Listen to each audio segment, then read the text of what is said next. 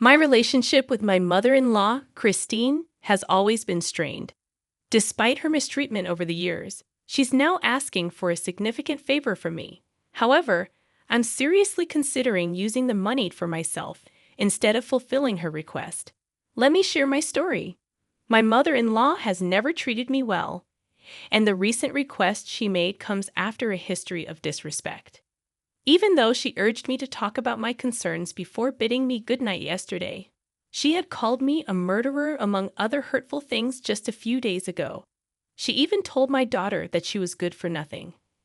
I'm a 33-year-old woman who lost my husband in an accident 2 months ago, which was a profound shock for me and my children. Despite the challenges, I focused on supporting my kids. This led me to the decision to let Christine live with us after Ian's death, even though our relationship had never been positive. Christine and I never got along, and my late husband would attribute it to common behavior among mothers. I kept many of our conflicts hidden from him to avoid upsetting him. However, Christine's animosity towards me was apparent. She attempted to kick me out of the house multiple times and threatened to take my children away, claiming I wasn't fit to be a mother. Despite my efforts to be a perfect daughter-in-law, Christine continued to dislike me for irrational reasons. I eventually accepted that nothing would change her opinion, and I chose to ignore her petty and unreasonable behavior. Unfortunately, Christine's health deteriorated, and my biggest fear shifted from preserving my marriage to losing it. She had moved in 8 months before Ian's death, and during that time, she would complain to him and plant unfounded thoughts in his mind. Although those arguments are in the past, the memories linger, especially the ones involving my son Adam. My eldest, Adam, easily saw through Christine's manipulations and grew to dislike her. I discovered him arguing with her on multiple occasions, and he expressed his desire for her not to live with us anymore. I didn't intervene, as I was relieved that Adam saw the truth and was wise enough to shield his younger sisters from Christine's influence. After Ian's death and the funeral, the tensions persist, and now, faced with a hefty request from Christine, I'm contemplating redirecting the funds for my own well-being.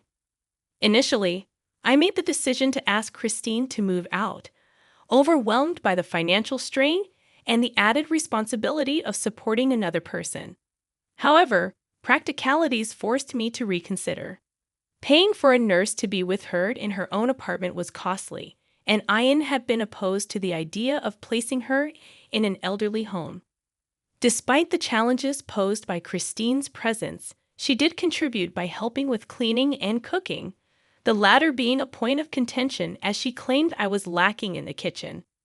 While it was irksome at first, I eventually let her take charge of the cooking, making my life more predictable. My routine involved enduring insults about my cooking and cleaning skills, consoling my children after Christine's outbursts, attempting to calm down my son Adam, and ending the day with a stress-induced headache. However, things took an unexpected turn when a lawyer visited me 6 days ago in response to our previous phone conversations. Desperate for cash, I had hoped for assets to sell or leverage. My financial worries seemed to dissipate when I inherited a significant amount from Ian. This windfall offered a lifeline, enabling me to support my family, avoid transferring my girls to another school, and even pursue my dream of starting a catering business.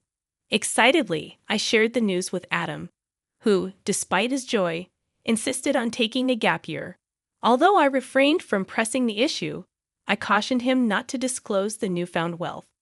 However, Christine eventually learned about the money and, surprisingly, showed a more humane side, asking how much I had received. This abrupt change in her behavior raised suspicions, especially considering she had never asked me for money before Ian's passing. Adam, perceptive as ever, believed Christine was putting on an act. Now faced with uncertainty, I grapple with whether to ignore his hunch or address the apparent shift in Christine's demeanor.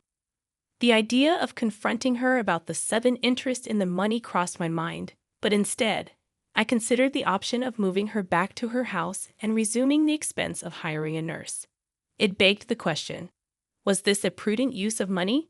This decision came shortly after my recent windfall. Adam's insight about his grandmother proved accurate. It became evident that her primary concern was the money Ian had left in his will. Consequently, I made the difficult decision to cut her off from the family, knowing well that dealing with Christine was never an easy task.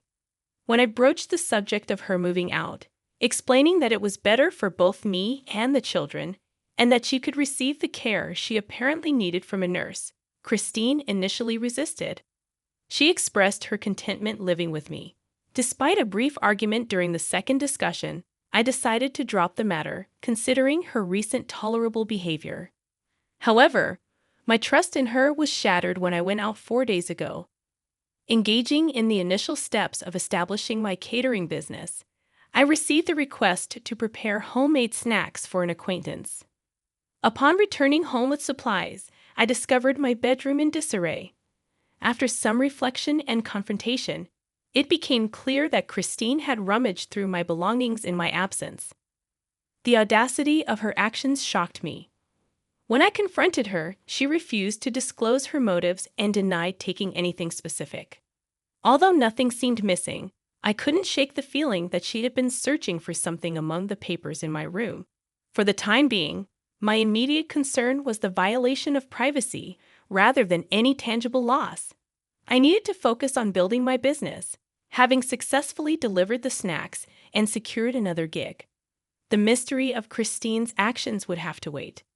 Contemplating ways to promote my cooking venture, I decided to create business cards to distribute among neighbors and even my children.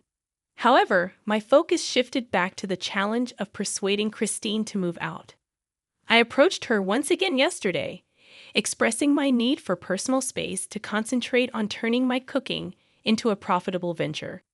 Unexpectedly, Christine resisted, offering to assist with my cooking. Despite declining her help, she became agitated. She presented me with 2 options, either letting her stay and help or allowing her to remain and be a constant annoyance. It became evident that removing my mother-in-law from the house would be no easy task. My determination to evict her intensified after a conversation with my youngest daughter, Susie. Adam, who usually picked her up from school, had something to attend to that day. Susie questioned why I wanted Christine out, revealing that Christine had been feeding her lies, claiming I hated her and wanted nothing to do with her. Susie expressed disappointment, insisting that her grandmother needed care and family time. Despite assuring Susie that Christine was merely joking, inwardly, I was seething. The realization that Christine was manipulating my children and turning them against me left me fuming. That night, Adam and Cecilia sensed my mood upon their return. Despite my attempts to hide it, I excused myself to my bedroom, asking Adam to handle everything. I questioned why Christine would resort to such actions, especially since my suggestion for her to move out was rooted in minimizing problems and ensuring better care for her. It seemed Christine was crossing boundaries and playing games with my children. Determined to address the situation, I decided that this should no longer remain a private family matter. The following morning, after the kids left, I had a one-on-one confrontation with Christine.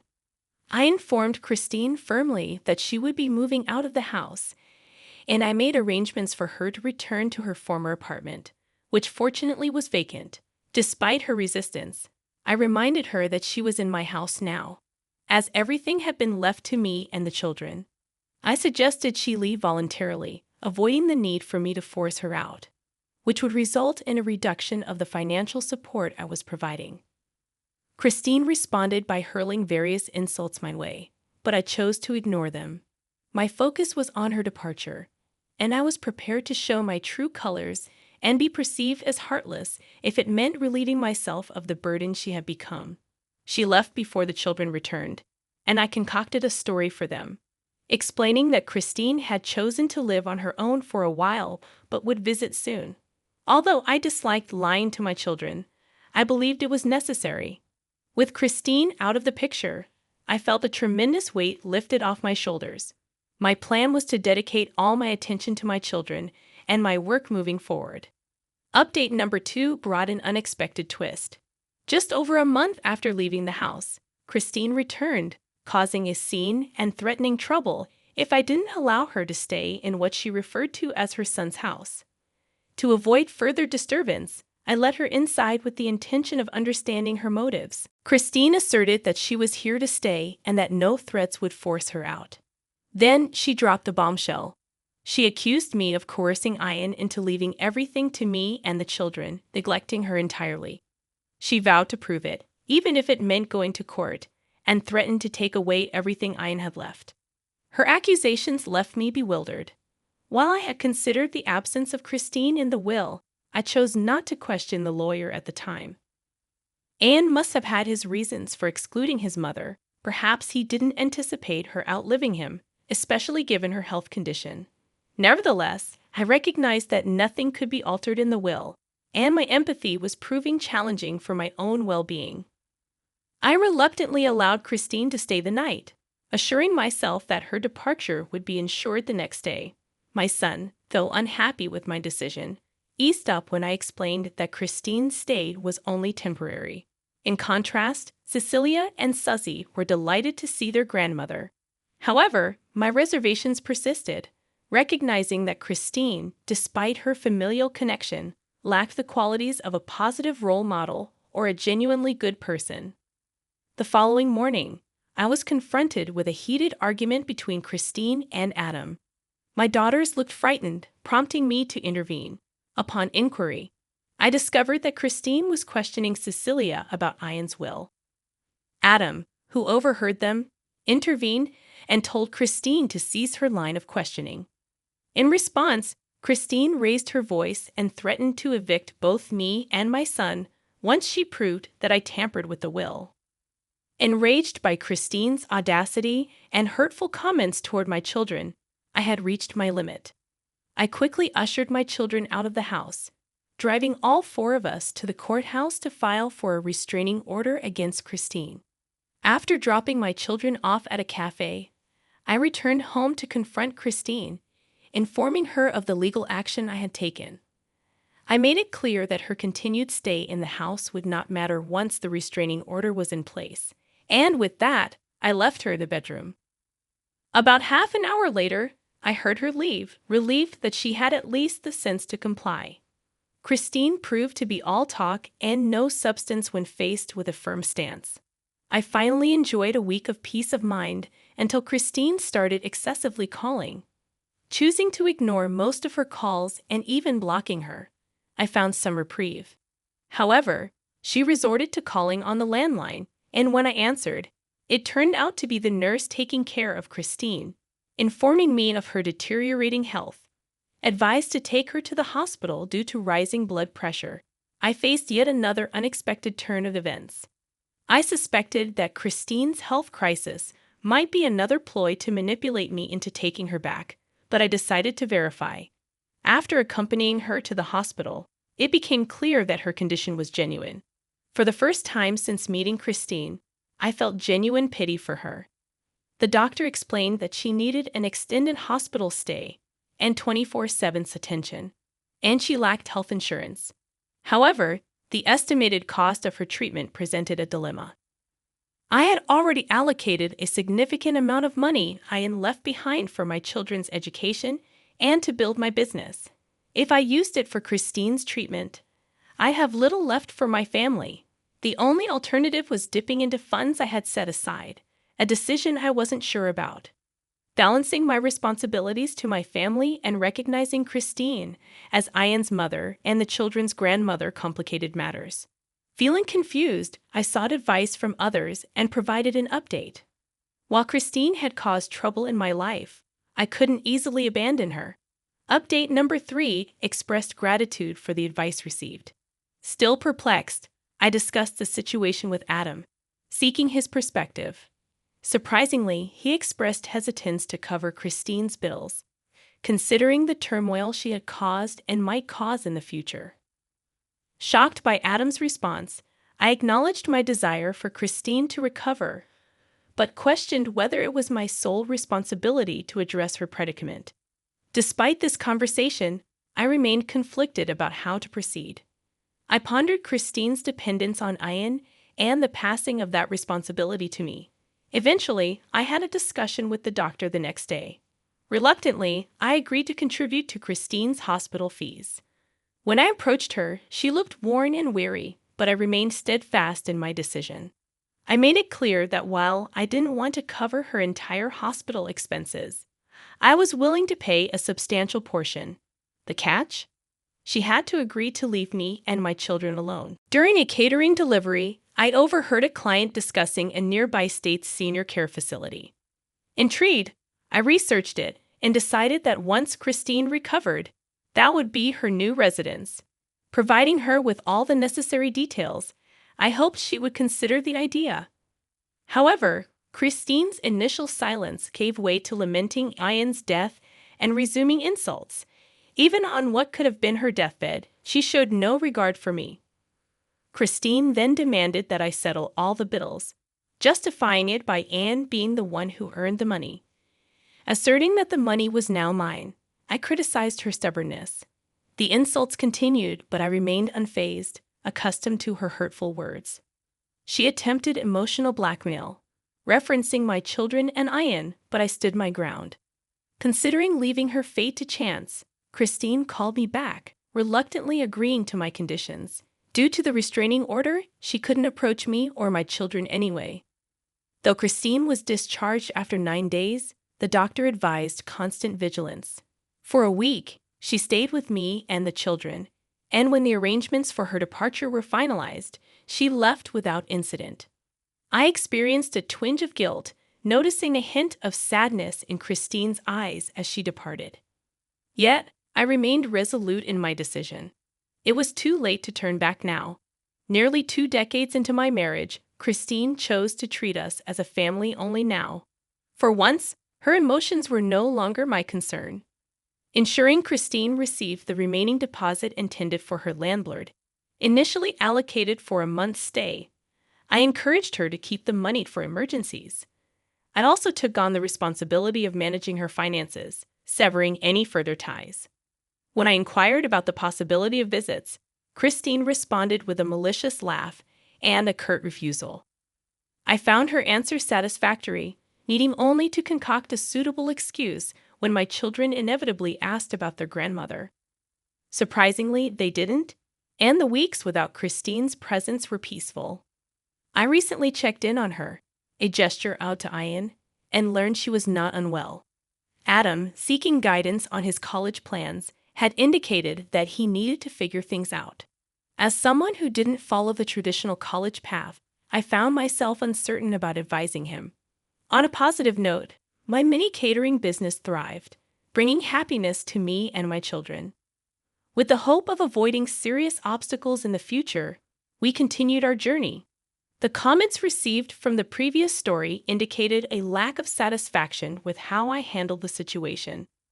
Many expressed the wish that I had cut off all contact without extending assistance, even though I had established ground rules before agreeing to cover part of Christine's hospital expenses. I'm interested in hearing your thoughts on this matter. If you're new to the channel, I'm Mr. Reddito, and I narrate various dramatic stories every day, including mother-in-law dramas, inheritance disputes, cheating stories, Karen encounters, wedding fiascos, and more. I look forward to your thoughts, and remember, it's cool to be kind. Have a great day. I've been hesitant to involve myself with my brother Kevin for the past 5 years. Our relationship took a significant hit when I discovered, at the age of 22, that my girlfriend of 3 years was having an affair with him. This betrayal led to the end of my relationship, and I moved back in with my parents, sharing proof of the affair with them. Despite Kevin's attempts to reconcile and apologize, I maintained my distance, prompting my parents to organize an intervention involving my ex, Kevin, and extended family.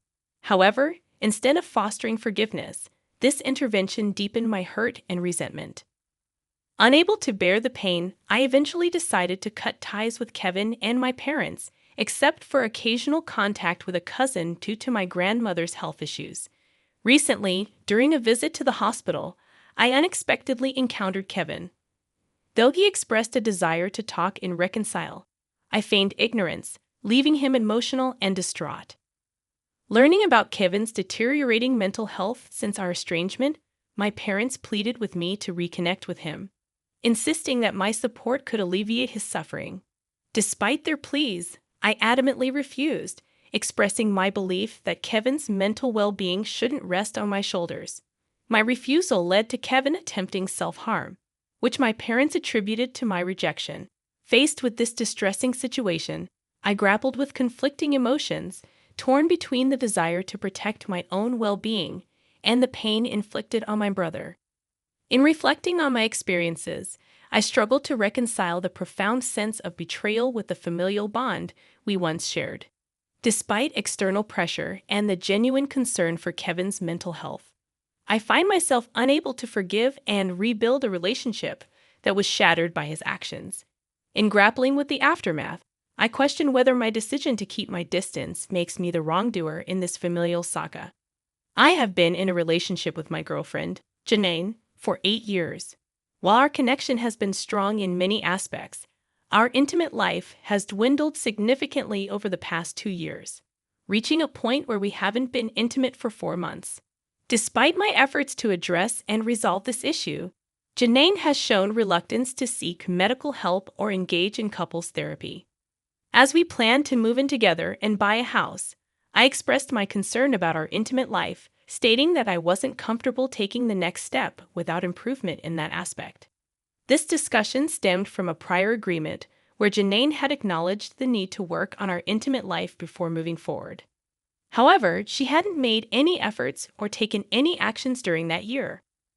When I shared my hesitation to pursue the next stage of our relationship due to the unresolved issue, Janine became furious, accusing me of holding our future hostage for more intimacy. She left, and since then, I've received a text message informing me that she won't be attending a planned dinner date until I decide not to be in a hole anymore.